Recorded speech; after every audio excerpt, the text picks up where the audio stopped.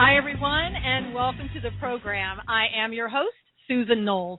Please check out my website at susanknowles.com, and don't forget to follow Stand for Truth Radio on Spreaker.com or the Spreaker app. Just download it on your phone and take us with you 24/7. We have another excellent guest for you today, Pastor Carl Gallups. We're going to be talking about his new book, Be Thou Prepared, Equipping the Church for Persecution in Times of Trouble. So before we get started, let me introduce him a little bit by saying a few things about him. Pastor Carl Gallups is a best-selling author, senior pastor since 1987, talk radio host, heard internationally and nationally, TV and radio guest commentator, former decorated Florida law enforcement officer, and founder of PNN. It's a news and ministry network, and member of the Board of Regents at the University of Mobile in Mobile, Alabama. Carl has appeared on media outlets such as Fox News, Fox News Radio, and many other television and radio shows, too many to mention here. Carl's books have been reviewed in the Washington Times, the World Tribune, WND.com, and several university publications. Carl has written for the Jewish Voice Today magazine, WND.com, and several local and regional newspapers. Carl has preached to tens of thousands of people from coast to coast, including Hawaii and Alaska, and also in Canada, Israel, and Peru. So without further ado, let's welcome Pastor Carl Gallups. Welcome to the show. Susan, it's an honor to be with you. Thanks for having me on today. Oh, it's our pleasure. Thank you for coming on. You know, I had mentioned a little bit about your background, but before we get started, can you tell us a little bit more about your background and how you became a pastor? Yeah, thank you. Yes, I have, prior to being a pastor, I've been in the ministry for over 30 years, 29 years as the senior pastor in one church on the Gulf Coast. It's called Hickory Hammock Baptist Church, and it's, I know that's an odd name, but it's on a road that's called Hickory Hammock Road, which is a major thoroughfare to the beaches down here near Pensacola, Florida. And so they named the church after the road so that everybody around here would know. I don't think they ever imagined they would have a pastor that would be all over TV and radio having to explain that, but but anyway, I've been there 29 years. But prior to my ministry experience, I was in Florida law enforcement, 2 different sheriff's offices as a patrol officer, did criminal investigations in one of them. Also worked for the Florida Department of Corrections, both as an officer early on and then later on in the administrative offices in the central office in Tallahassee, Florida. So got quite a well-rounded experience in law enforcement. My undergraduate degree, Florida State University, was in criminal justice, criminology, and that was where I was preparing my career and was doing very well, upward mobile. But in the meantime, I was serving the Lord and very committed Christian, and during most of those years, not all of them, but most of those years I was. And God put a very real calling upon not only my life, but my wife's life to go into full-time ministry. And I tell the story, I was kind of a Jonah in that. That I ran from that calling. I really didn't want to be a preacher. And I'm ashamed to say that now because God has so blessed my life and opened doors for me I would have never had in law enforcement. But anyway, I ran from it for a couple of years, just did not want to do it, wanted to stay in law enforcement. But I finally surrendered to it, and God has blessed me, and the journey has been amazing. A lot of bumps and ditches and trials and tribulations along the way. Anytime you're standing up for the truth of God's Word, as you know, the title of your show, Stand for Truth, you know when you stand for truth, you're going to be viciously assaulted and attacked, and I have been. But who cares? I mean, we're all in it. You know, I'm trying to advance the kingdom of Jesus Christ, and God is blessing and honoring what I'm doing. And so I give all glory to Him. But that's kind of where it all started. My wife and I married right out of high school. We've known each other since we were 10 years old, and we've been big buddies. And we married right out of high school, went straight on to college and careers. Our parents blessed us because we were very mature for our age. I started in law enforcement at the age of 18 in Florida, and so the rest is history. We've been together. We just turned 60 this year. We've been together 43 years, and nice. That's how I've got all that background. So anyway, that's a little bit of human interest. Yeah, no, I'd love to get the backgrounds of the guests that come on, because it allows us to know a little bit more about you rather than just, like jump into a subject. We can get to know you as a person, and I really like that, and I appreciate that you shared that with us. Now, Thank you, Susan. Yeah, you wrote that book, Be Thou Prepared. Now, what's the general message behind that book? Yeah, thank you. Yeah, the title is Be Thou Prepared, and the subtitle is Equipping the Church for Persecution and Times of Trouble. And the book is very eclectic. I mean, the general message is, look, Christians have a biblical responsibility to be prepared for life. This is not a hand-wringing, date-setting, crazy, wild-eyed prepper book. I'm not a shaggy-bearded survivalist eating grubs and hiding under a log in camouflage clothing in the woods somewhere. I'm a pastor. I'm a former cop. And I've got 40 years of experience of dealing in tragedy and devastation and trauma. I mean, I live on the Gulf Coast in Hurricane Alley. We've been through Katrina and Ivan and Dennis. I mean, we took direct hits from all of that. And we've had people died in all of that stuff. And we've had homes destroyed. Many people in my church lost their homes during all of that. We've rebuilt churches and communities along the Gulf Coast. We've worked in some of these tornado disasters. And the Tuscaloosa area, we did huge mission work up in there.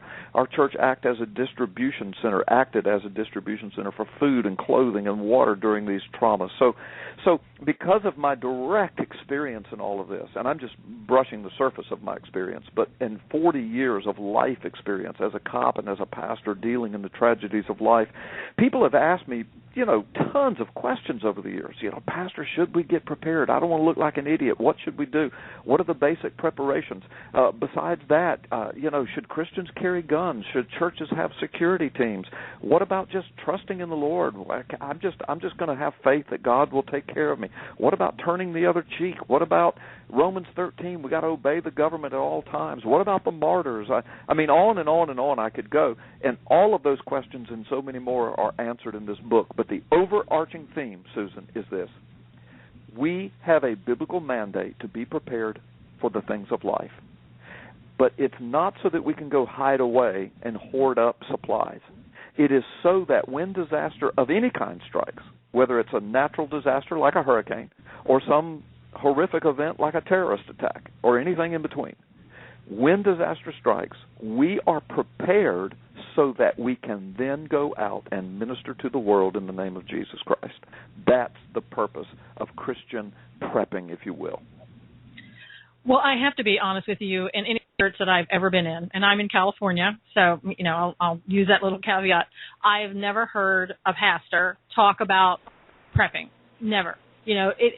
Never even about let's gather all of the supplies and let's keep them here at the church to help others. It's always when it occurs, when a disaster occurs, that's when the pastors usually say, okay, we need this, we need this, we need this, but nobody seems to prepare ahead of time. So I like your concept. Yeah, well, thank you. And and that attitude is very unbiblical. And I'm not passing judgment on these pastors and churches because I'm sure they're precious people that love the Lord. But I'm just saying that's an unbiblical attitude. I mean, the Proverbs are filled with admonitions. Go to the ant, you sluggard. Even he stores up for the winter. And then I'm paraphrasing. I don't have the scriptures right in front of me, but there's another one that says something along the lines of the wise person sees danger coming and prepares for it. The foolish person sees it coming and ignores it and pays the price. And then we move into the New Testament, and I do a study of this in my book. As you know, you've read the book. I go all the way back to the early church. I mean, good gracious, they lived in a constant state. They were having to feed the widows. They were having to deal with persecution and martyrdom. They were having to deal with famines and earthquakes and taking up collections for the saints in various places because of hardships and trials. The early church learned very early on that we are a community of believers. We're a family of believers.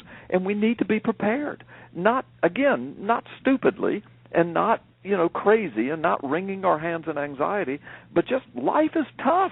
I mean, even in the United States of America, we have hurricanes and fires and floods and snowstorms and disasters and earthquakes and volcanoes and civil disturbance and terrorist attacks. And I mean, we're not immune to the stuff of life.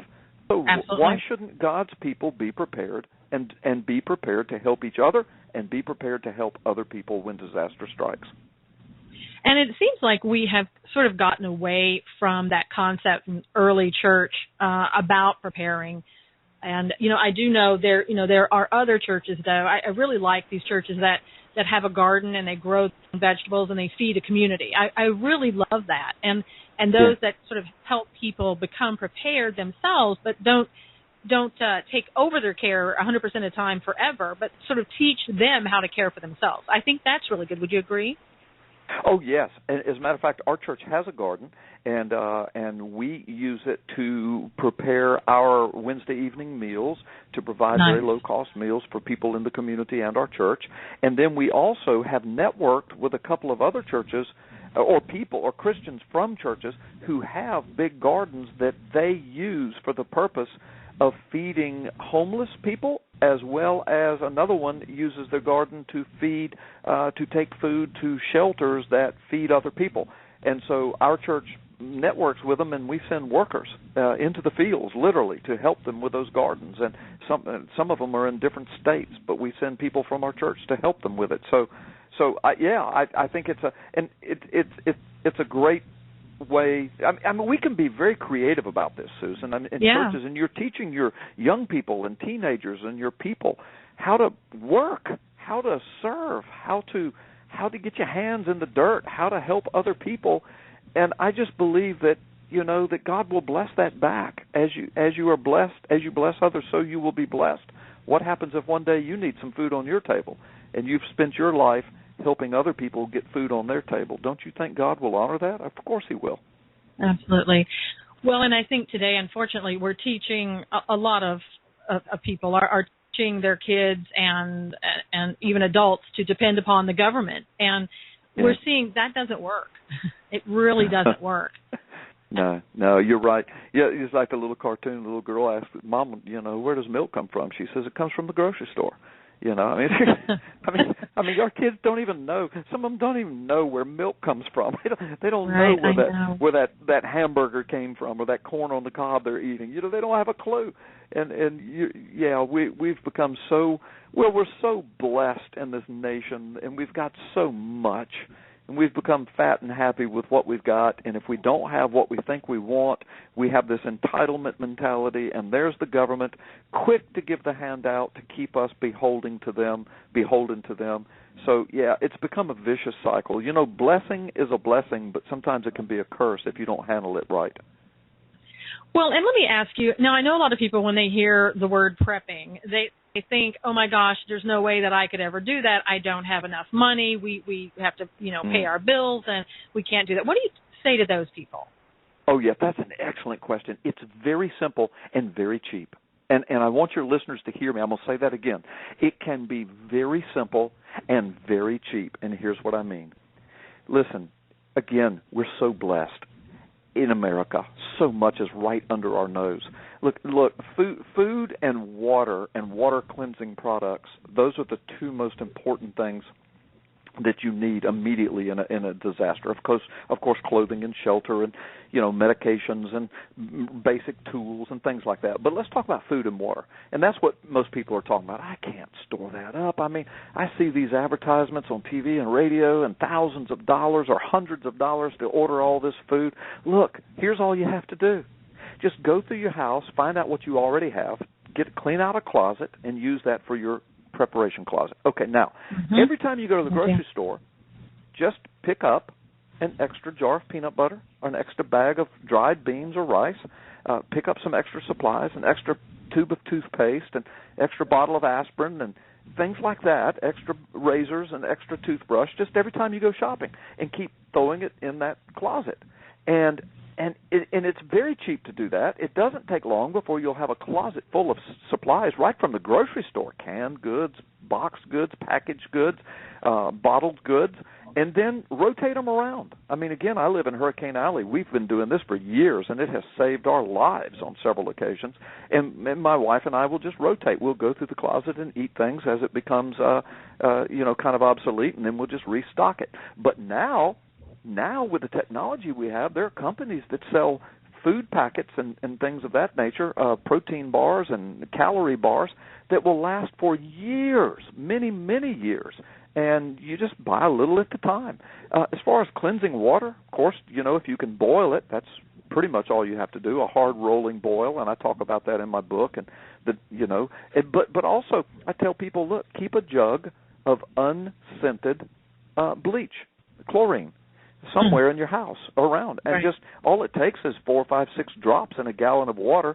Let it sit for an hour, and it's clean, unless it's filled with chemicals or something. But I mean, you can get rainwater off your roof if you need to in a barrel, and then cleanse it, boil it, chlorinate it yourself. I mean, it's very cheap. It's very easy. It just takes a little bit of, guess what, preparation. Well, and when something happens, that isn't the time to start going, oh my gosh, I've got to go to the store. What am I going to do? Because when people panic, we had a situation where Southern California through Nevada and on over a little bit at another state had a power outage that lasted about 12 hours. And we're talking about it just went down everywhere. Nothing worked. The street lights, the signals, nothing worked. People absolutely panicked. They didn't know what to do. That you're talking about a very short period of time. So if it's something where you need about 3 days without electricity or something, you're really going to see people panicking. And it's better to get yourself in a situation where you're so prepared ahead of time that it's not going to bother you. You're just going to go on with life and wait for additional help to come. Yeah, thank you for saying that, Susan. That's amazing when you said people absolutely panicked. And that's what I tell folks is, look, so when you're preparing, don't make a big fuss out of it. What I'm saying is your little sweet next door neighbor can turn into a killer if it gets desperate enough. Yeah. Absolutely. If people don't have food or water, they panic, and especially if it's some major disaster, like a terrorist attack or civil unrest that just shuts the life down for a while. But look, again, let me go back to my experience on the Gulf Coast. We've been hit, like Hurricane Ivan hit us directly. Listen, it was several weeks, Susan, before many people had power. The earliest power that came back on was 4 or 5 days into it. And the hurricane was coming, so people were, quote, stocking up. But when you went to the grocery store a week before the hurricane came, you could barely find supplies. People were hoarding. Yeah. They were hitting the grocery stores. Gas stations were running out of gas. They had yellow bags over their pump hand nozzles because they were out. And people just panic. So that's why I tell folks, look, just reasonably, rationally, with a balanced life, just make yourself some preparation. Always be prepared. I used to be a Boy Scout. That was the motto, always be prepared. Just always be prepared, because you never know when disaster might strike without any warning, and at least then you are prepared. And if you are prepared, then you can also minister to people around you immediately. Now, you talk about in your book also a bug-out bag, and you said, what does the government think about that? Tell us about that. Yeah, a BOB, it's called, a BOB, a bug-out bag. That's one of the names. People have different names for them, emergency escape bags, et cetera. All I tell people is, look, again, as soon as I say that, people think, oh, you're one of those preppers. As soon as you see something bad happen, you're going to put a backpack on, you're going to head to the woods. Well, in a worst-case scenario, I might, and you won't be laughing at me then. You'll want my bag. But that's not why I make a bug-out bag. I make a bug-out bag, and what it is, it's just like a little backpack. Go to Walmart, buy a backpack, and then just put some basic stuff, a pocket knife, some matches. If you live in a state where you can have firearms, maybe a small firearm, some ammunition, some identification stuff, some protein bars, some chlorine tablets to cleanse water with, things like that. And then throw it behind the back seat of your car or put it in the trunk. Put one in your spouse's car or your kids that go off to college. Maybe they travel the highway for distances. Put one around your house somewhere, just in case. And here's the deal. Let's say you've got a young person that's in college in your family, and they're traveling a lot, or they're on the highway. What happens if they're out on a lonely stretch of interstate and there is an EMP incident, an electromagnetic pulse? That could be from a nuclear detonation, or it could be from a massive solar flare. What if there's that and everything goes down? I mean, most automobiles will stop immediately. Absolutely. What if your kid has a flat tire and is stranded on a lonely highway somewhere for hours and hours? You know, God forbid, what if they run off the road into a ravine? You know, that happens, and they're down in that ravine for a few days until somebody finds them. I mean, so you got a bug-out bag. You got food. You got water. You got maybe several bottles of water, some water cleansing products. You got matches. You've got, you know, whatever you've put in it. So it's an emergency bag, and it's good to have one of those. Any reasonable person should have one nearby. And I give the illustration in my book, Susan. The U.S. Department of Treasury actually issues, and you can check this out online, they have whole websites dedicated. They actually issue bug-out bags to their employees just in case they are in a U.S. financial institution that is hit by a terrorist attack and they need to get out. Their employees are issued bug-out bags. So this is not some conspiracy theorist, survivalist eating grub under a log kind of thing. This is just the daily stuff of life. Even the government thinks about this stuff. So certainly Christians should. Well, and I think people also are under the misconception that, you know, the cell phone's always going to work. I'll just call for help. And I'll tell you, it doesn't. When we had the power outage, everything went down. The phones went down, everything. We didn't know if we were being attacked or what was happening. And so you can't depend on that. You've got to have your own survival kit with you in the event something like that could happen, and you can't reach anybody else. Yes, and you're absolutely right. In our case with the hurricane, we knew what that was. But you're right. For days and days and weeks, we didn't have cell phone either. And, you know, we were sending up smoke signals to each other. So, but what I'm saying is, but I want to key in on something you said. So the power just goes down. And it's down, it's down, it's down, and everything's down. And you said we didn't know if we were under attack or not. We couldn't even talk to each other. Okay, but, you know, I know it's worst-case scenario, but it's happened on 9/11. What if you were under attack? What if we were? What if that was? And you see, and you had no preparations. You had nothing. You didn't have extra food. You had enough food for a couple of days. Say you were supposed to go grocery shopping tomorrow, but you just didn't yet. And then, boom, this happens. And you don't have any water cleansing products. You don't have any extra food. You don't have your tank topped off and your gasoline or fuel stored. What do? What if it was a terrorist attack? What if everything changes overnight for weeks or maybe months? What are you going to do then? You're going to be one of those panicking people running around the neighborhood hoping somebody will give you a little bit of their supplies. And if you don't even know your next-door neighbors or have a relationship with them, which most people don't these days, chances are you're not going to get any help. So what do you do then? Go in your backyard and eat grass? I mean, what do you do?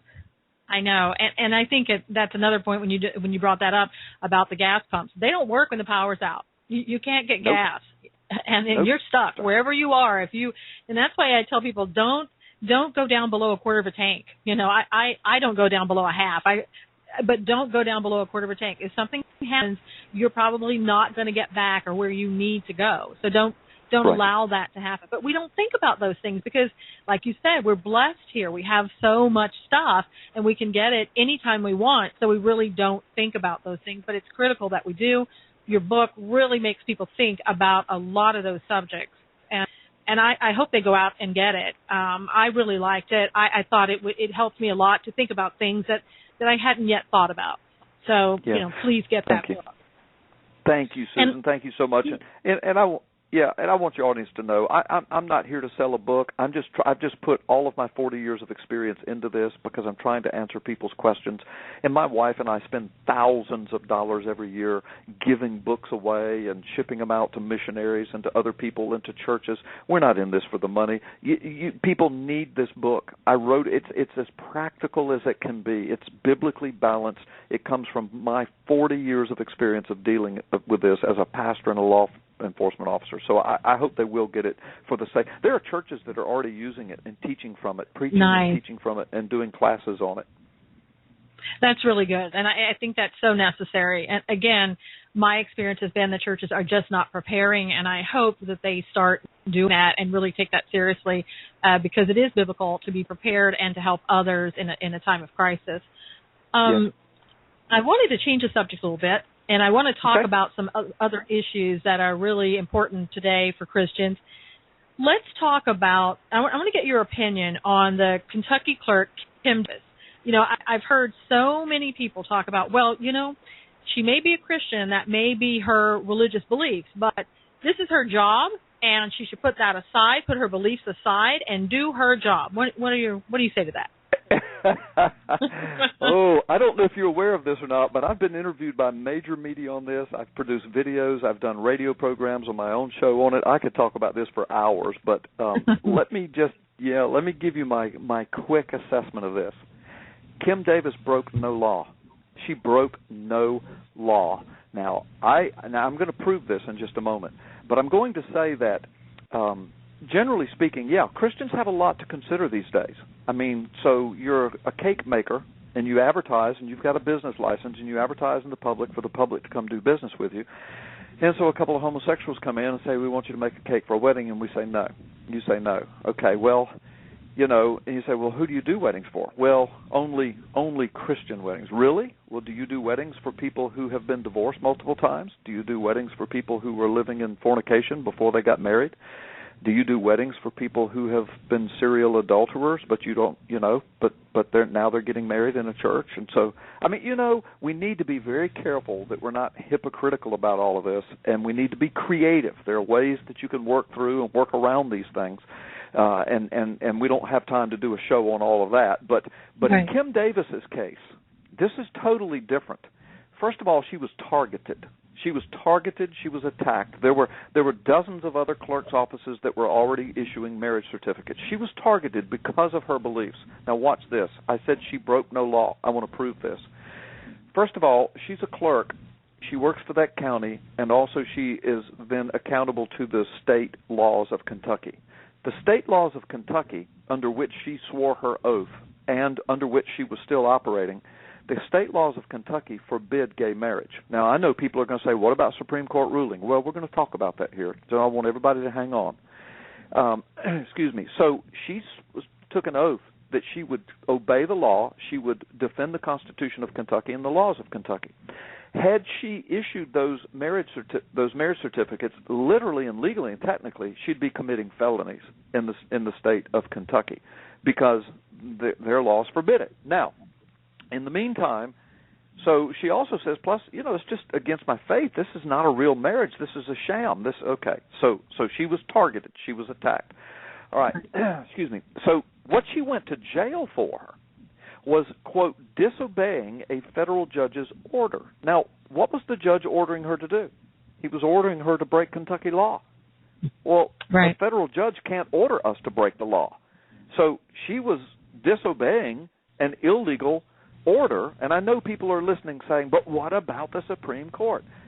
Trust me, people, hang on. I'm getting ready to get there. But I'm just going through this in a methodical manner. I'm saying because people say, well, what she did, she broke the law. She disobeyed a federal judge's order.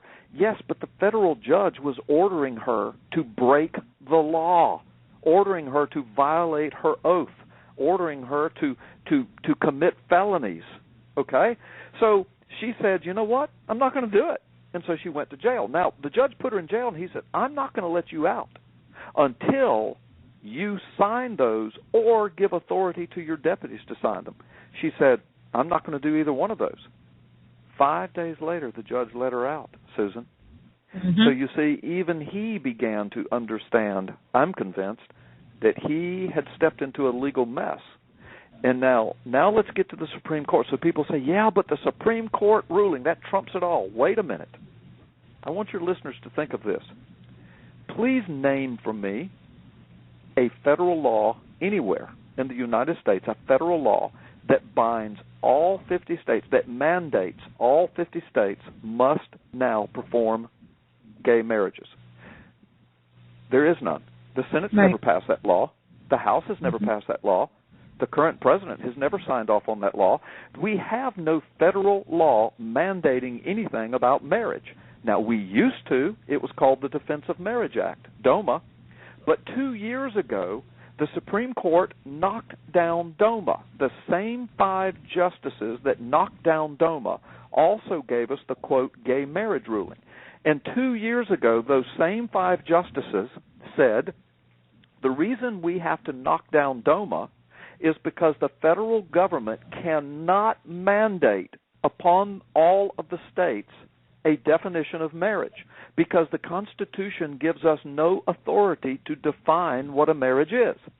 Therefore, we have to throw out DOMA because the federal government has no right to tell the states what a marriage is. And if we do, it would be illegal or unconstitutional. Now, I'm paraphrasing, but those come from direct quotes from the DOMA majority decision, the same 5 justices. I'm comparing apples to apples here, Susan, not right. apples and oranges. The same right. 5 justices. But then just 2 years later, just a few months ago, they turned around and said, under the Due Process Clause and the Equal Protection Clause, 14th Amendment, they said, no, you know what, all the states have to perform gay marriage. Now, wait a minute. First of all, they just violated, by their own words, their own understanding of the Constitution. They just broke. Okay, so if they did that, then what about DOMA? Right. I mean, they threw that out because they said, we can't tell the states what marriage is. And then just 2 years later, they said, you know what? We are going to tell the states, every one of them. And it's under equal protection and due process. Okay, but read equal protection. Read the due process clause. Equal protection, 14th Amendment, that was written at first, of course, to make sure that the freed slaves had the same rights as every other citizen. Due process, that just makes sure that every citizen of the United States has access to due process and legal, this criminal and civil processes throughout the nation, and that one state can't ignore due process while another one upholds it.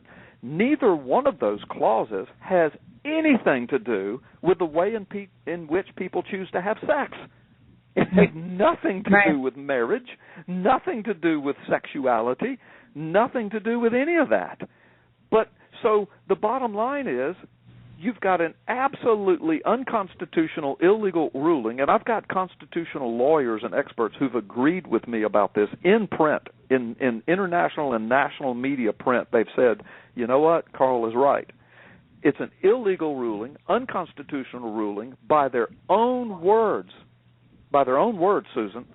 And then you get this federal judge, after this clerk is targeted, coming along and ordering her, you will break Kentucky law. I'm going to make you, and if you don't, I'm going to put you in jail. Kim says, well, I'll go to jail. And then he says, I'm not letting you out until you do it. 5 days later, he lets her out, and Kim Davis says, I'm still not doing it. In fact, she's suing the governor now. So that's my take on it. I could talk about it for hours, but in her case, I say praise God for Kim Davis.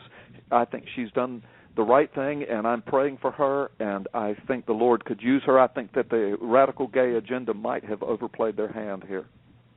Well, and then, also, Carl, you have a Supreme Court that is creating law that they have no authority to do. That in of itself violates the Constitution. Well, the fact is, Susan, the Supreme Court can't make law. See, people, when I say, tell me the law, show me the federal law that mandates gay marriage on all 50 states. They'll say the Supreme Court ruling. I said, but wait a minute, that's not law. The Supreme Court, read the Constitution. They cannot make law. All they can do is interpret an existing law to make sure that it holds up to the constitutional test. They didn't do that. They didn't examine any law. There was no law. Exactly. And I'm wondering why the people of Kentucky don't move forward to impeach that judge for overstepping his authority as well. You don't want judges to be able to do that on any level. And I really think they should seriously consider taking those steps to have him replaced. Well, Susan, now, I think he's a federal judge, and I don't think the citizens of the state would have the ability to impeach him. But watch this. Congress does. The Constitution says that Congress is responsible for overseeing the federal court system and for establishing it. The only court that Congress doesn't establish is the Supreme Court, because they're one of the branches of government. But the entire federal court structure underneath the Supreme Court is established, maintained, and overwatched by Congress. Congress has the ability to rein in this federal judge, and they have the constitutional authority to act as a check and balance on illegal Supreme Court rulings. But the Congress has done nothing, including my congressman and including your congressman, Susan. They have done nothing. And so there's a travesty of lawlessness that's going on in our country right now. No, absolutely. And I think we've all seen that each and every day, and it's just getting worse. I want to ask you another question. Now, this is in regards to the refugees that are supposedly coming in from Syria, and we all know they're coming in from various places, not just Syria. They're coming in from Afghanistan and other countries, and it should raise alarms for us. Why do you think, and this is what I've heard, that the statement is not allowing in Christians, but they're allowing in the Muslims who follow Islam? What is your opinion on bringing in the refugees, and your opinion on what I just said? Well, this is going to be a 3-hour show, right? I wish. I've spoken to this a lot. Listen, I predicted that this was going to happen years before it happened. And it's not that I'm claiming to be a prophet. It's not that I'm claiming to be so wise. I've got deep contacts inside of Israel, in Israeli intelligence, and in the Middle East. They told me years ago that this current administration would soon create a crisis in the Middle East. Now, this is what they said years ago, and I talked about it on the radio. They would create a crisis in the Middle East that would create a flood of refugees, and that the United States would start shipping them in by the hundreds and hundreds of thousands and dispersing them around the country to give the nation a more Islamic flavor. And they were going to use this current administration because the current president has a deep Islamic background. I'm not saying he's a Quran reading, down on a prayer rug praying Muslim, but he has a deep Islamic affinity. He writes about it in all of his books. I mean, we've got him on tape on his U.S. apology tour in the Middle East, extolling the virtues of Islam and how wonderful it is. We know that. Well, years ago, I said, under this administration, we've got Muslim Brotherhood in the White House. We've got Muslim Brotherhood in government agencies. Michelle Bachmann spoke to it. Her committee spoke to it. She got chopped down by John McCain, by Marco Rubio, by John Boehner, for even daring to mention the truth that you and I know. But years ago, I said, here's what's going to happen. There's going to be a blow-up in the Middle East, and they're going to start shipping in refugees. Well, guess what? Arab Spring came. There was a blow-up in the Middle East. Out of Arab Spring, ISIS arises.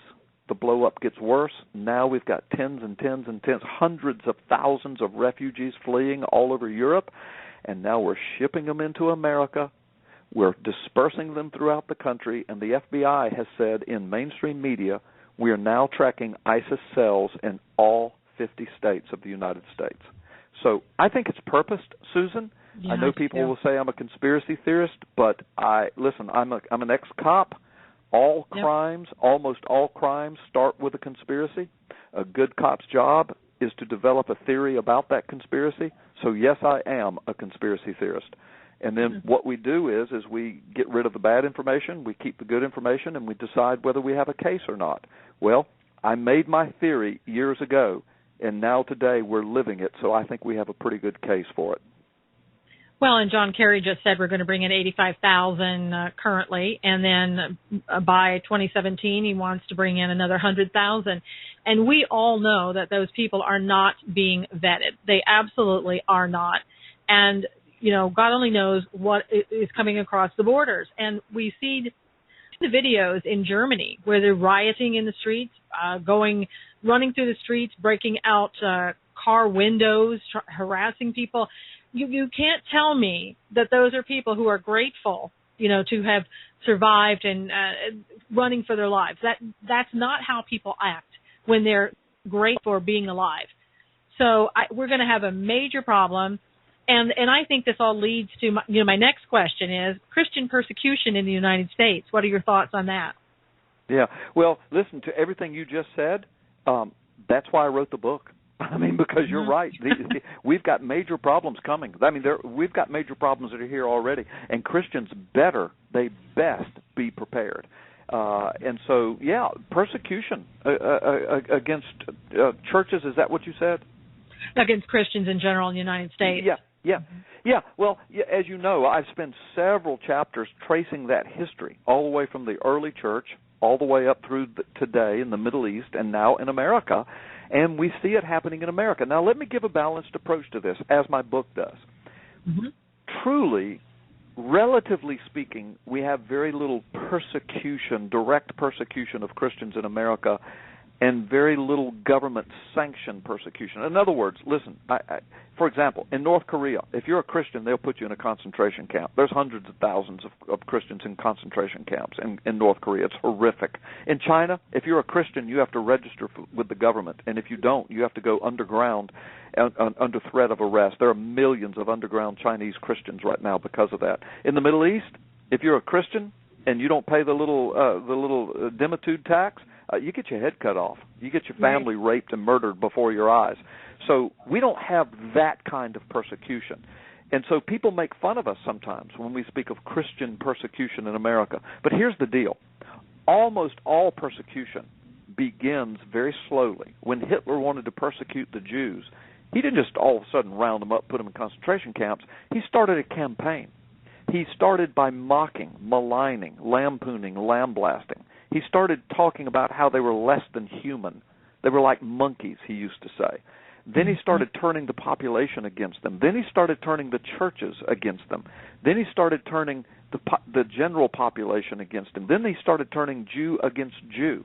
Then he started dividing up people racially to have racial discord against the Jews. Then he started tagging them. Then he started rounding them up.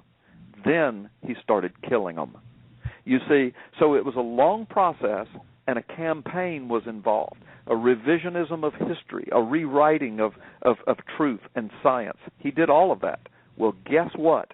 All of that is happening in America right now, aimed at Christians and pastors. We are lampooned, lambasted, trashed. We bring some of it on ourselves, to be sure.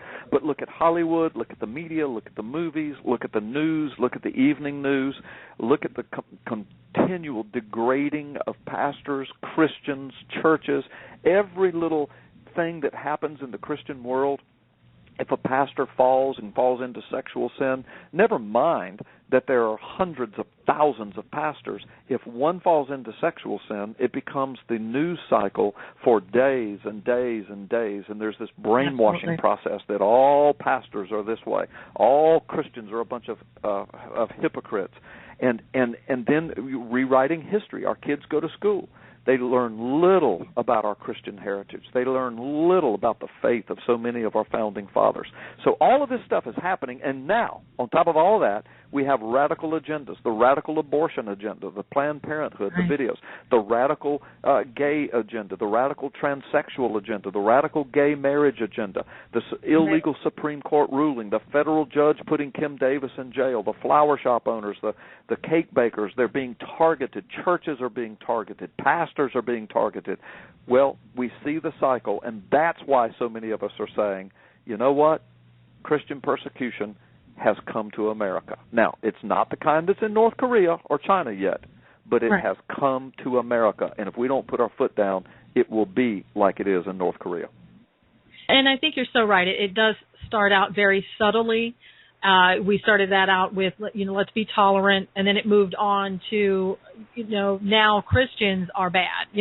We've kind of moved on to that and subtly saying, well, no, Christians just aren't tolerant enough. We need to do this and we need to do that, and you need to respect Sharia law. I mean, it really does sort of just creep in there and just gets worse and worse until it's too late when you finally realize it. And I've heard many people say, I just think we just need to be not so judgmental of what other faiths are doing. You know what? I don't care what other faiths are doing as long as they don't try to interfere with my faith and my beliefs. And and how I practice. And that's exactly what is happening. You know, we see the president goes out years ago and said, you know, America is a Muslim country. You know, this country was founded on Christian beliefs, and you can't change that.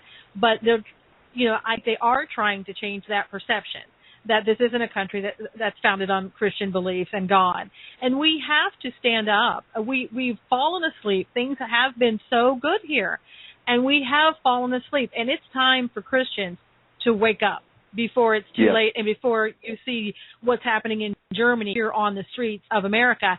And if you think that's not going to happen, if you allow things to keep progressing, when you do figure it out, it will be too late.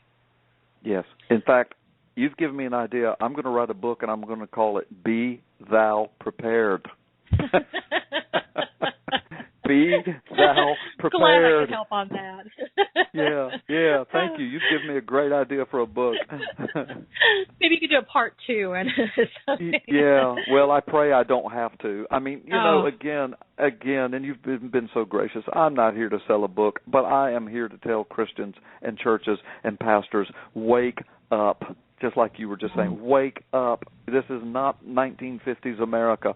This is a total different world we're living in, totally different world. You must be prepared, and for times of persecution and times of trouble. If you're not, then you're going to be one of the panickers running around turning into some kind of a wild animal because all of a sudden you realize you can't even feed your family. You can't even get enough water in your body to function, and it's going to get bad. And so Christians need to be prepared, and this is a biblical mandate, mandate. The Scripture says that the person that won't provide for their own family is worse than an unbeliever, and the word provide means you have to prepare.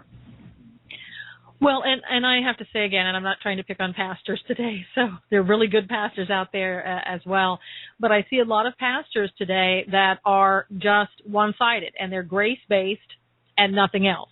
And I don't think you can prepare people when you're doing that. You have to preach the entire Bible in order to make people realize exactly what the truth is. And I think we fail people when we just talk to them about the grace-based beliefs and leave everything else that God said out of what they should do.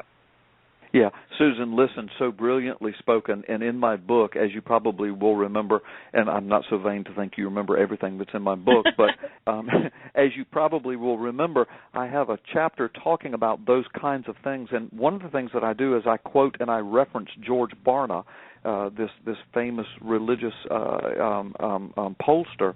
He spent 2 years speaking to many, many thousands of what he said are, quote, conservative pastors in conservative denominations, end quote.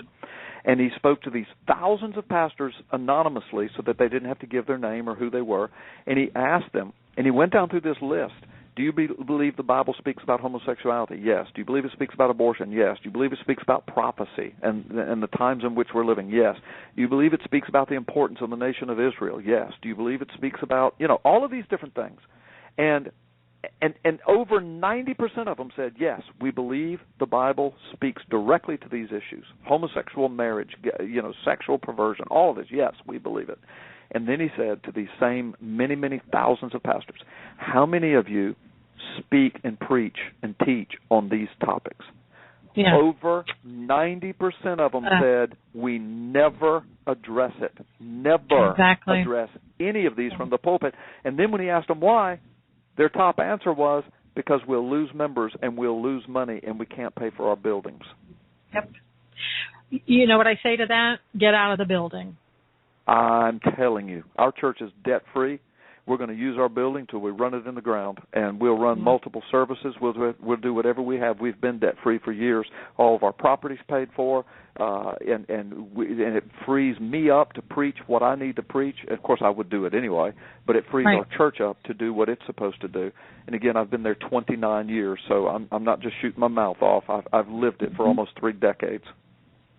Yeah, I mean, I think it's time, that churches, all of us, should be taking it to the streets and going out and helping people. No, Jesus didn't sit in a building and expect people to come to him, and he went out to the people.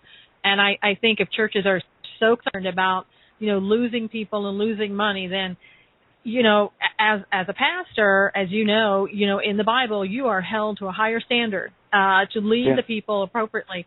And I think those pastors are going to figure out somewhere along the line that if that's the way they view things and they're not doing exactly what God will do, they're going to be in trouble somewhere, and it's not a good thing.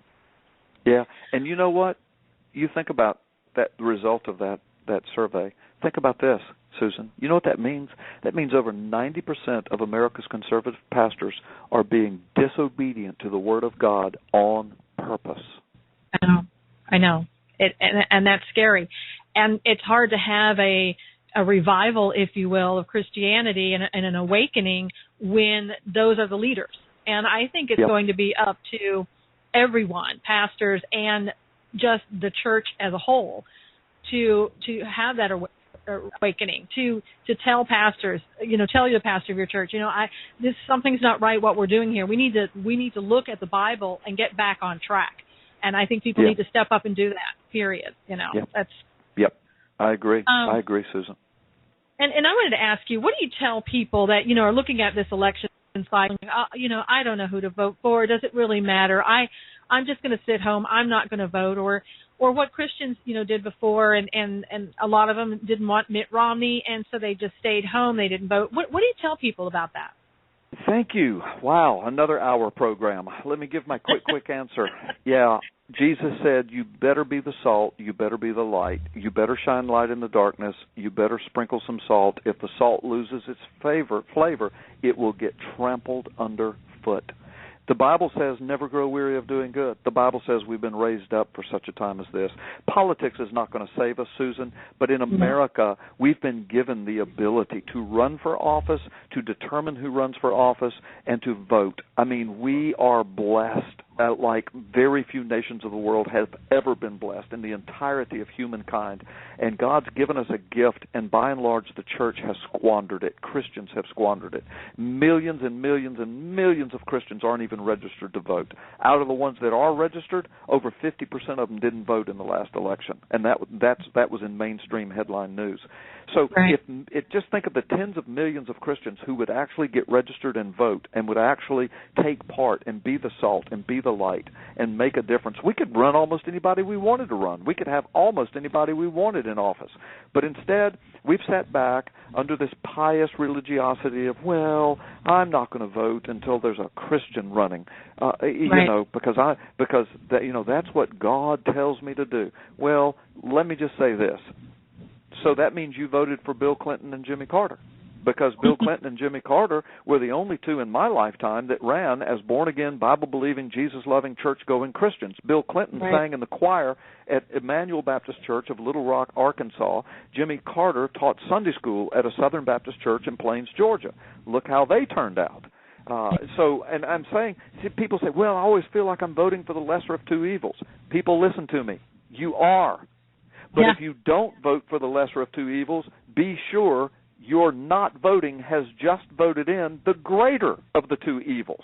And but we live in an evil world. What do you think that's going to be? Jesus isn't running for office yet. He's coming back, and he's not going to run for office. He's going to be King of Kings and Lord of Lords, but that day is not here yet. In the meantime, we live in an evil world, and you've got an opportunity to make a difference. And when you sit on your hands and say, well, I'm not going to vote because everything's not perfect, well, you're the one that's given us the nation we now have. And so I tell Christians, you better stay engaged before you lose it all. And we have just about 5 minutes left. I'm telling you, this has just flown by. But I want to quickly ask you about Planned Parenthood and what can Christians and what should they do in order to try to get Planned Parenthood defunded? Yeah, well, it's eclectic. First of all, with social media now, they need to keep talking, posting. Make videos, use Facebook, use Twitter, use everything you can. Get the word out. Take these videos, pass them around everywhere, and then start lobbying your congressman. Again, it comes back to Congress, and, Oh my gosh!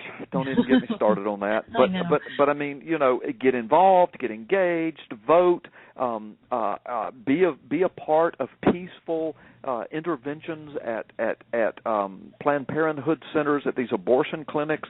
I would never call for violence against the people and the doctors and the clinics, but there are all kinds of ways that you can go and protest and be a part.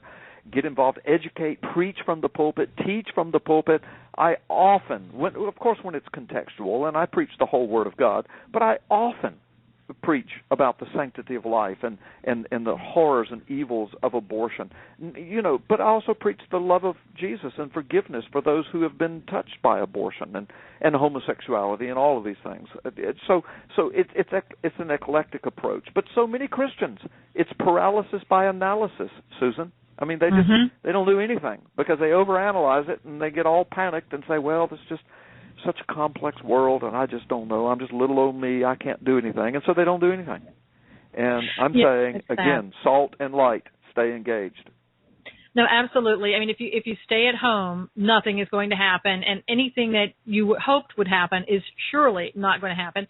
And together we are stronger. As Christians, when we work together, when we campaign together for different things like trying to defund Planned Parenthood, and we continue to put the pressure on our Congress people, we do get somewhere. I think part of what Kim Davis, part of what happened, honestly, yes, it was the judge realizing that he had made a bad decision, but also I don't think he expected all of those Christians to show up and for her to have all of that support. He thought people were just going to sit quietly and this would all go away and then, she would finally fold. But we see that when we do stuff, when we say, hey, we're not going to be ignored, things do change. And that's a really good thing, and we have to keep remembering that. Yes, no, you're absolutely right, and I preach that every time I get the opportunity. Stay engaged. We've been raised up for such a time as this. That is our purpose in life. That's the purpose of the church.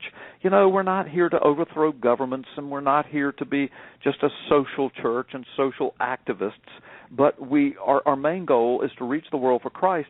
But how can we do that if our churches are shut down, if our preachers are thrown in jail, if Christians and Christian government officials like Kim Davis are put in jail for our beliefs? I mean, we've got to preserve and maintain our beliefs and our freedoms. How do we do that? By getting involved and by staying engaged. If we don't do that, then we're losing our saltiness. We're refusing to shine the light in the darkness. And so here we are. Here we are. Kim Davis, that's a travesty. 10 years ago or 5 years ago, no one would have believed that would happen. Listen, I was interviewing John McCain.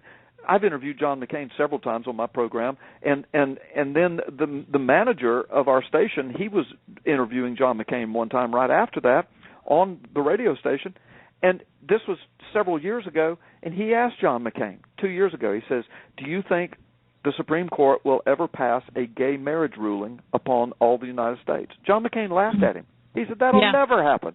That'll never happen. He said, and besides, if it did, there would be a revolt in the Senate. The Senate would never allow it. So see, even John McCain admits that if the Supreme Court passes an illegal law, the Senate can do something about it. Well, guess what? Right. In less than 2 years, the Supreme Court did it, and the Senate is doing nothing. So that's why we are where we are, because Christians just won't hold our government accountable. Absolutely. Well, Carl, it has been an absolute pleasure to have you on today. I really hope that people will go out and get your book, Be Thou Prepared.